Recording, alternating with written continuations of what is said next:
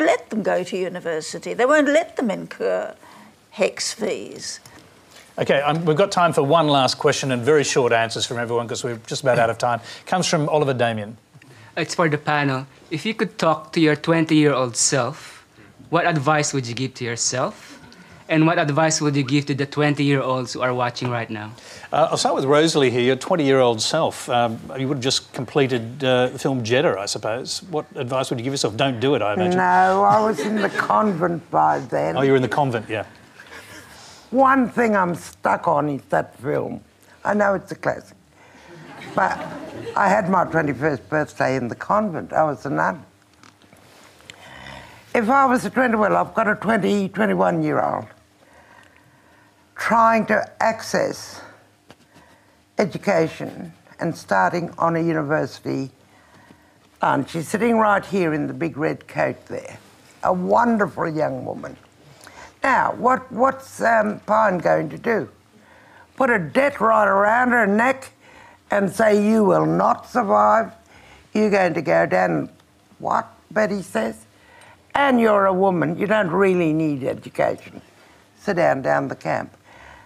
She'd like to enter UN as a lawyer because the young people, believe it or not, are well and truly aware of the injustices that we're doing to each other on the basis of colour, on the basis of culture. Wrong. These young people of tomorrow, because we haven't got a Bill of Rights in Australia, none of you, they're going to make it happen. They will demonstrate and they will be heard.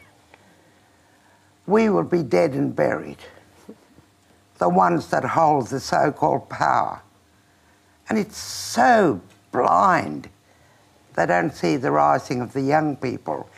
They don't also see the black consciousness of your Australian people. We're asking questions. Get it right. Stuart, the question was about what advice would you give to your 20-year-old self? Sure. If you want to 25 words or if you want to be in touch with your humanity, you have to be outraged about injustice because the alternative is indifference. Yep. Betty? I think the advice I would give is don't be put off by put-downs. When I got the job at the National Gallery, the banner headlines was "Mother of 4 gets top job." In other words, they've given the top job to a granny. I thought, right, I'll show them what a granny can do. But that really put me off a bit. But don't let it put you off. Peter, have you got any condensed thought here? Yes, I would say to a 20, 21-year-old, follow your star. Don't do what your mum and dad say. Don't do what the market says. Don't do what society says, but follow your star. And Jane? OK. To my 20-year-old self, I would simply repeat the advice that my mother gave me when I was 10 years old and dreaming of going to Africa and living with animals and writing books about them. Everybody laughed at me. That wasn't possible for a girl, and we didn't have any money. But she said, if you really want something, you're going to have to work hard and take advantage of opportunity and never give up.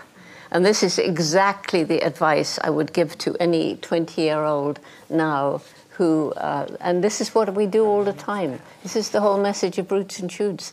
We're trying to empower young people to understand the problems, roll up their sleeves and take action together to put them right. Thank you very much. That is all we have time for tonight. Please thank our elders, Betty Churcher, Peter Coleman, Jane Goodall, Rosalie Kunoth-Monks, Stuart Rees. Thank you very much. Thank you.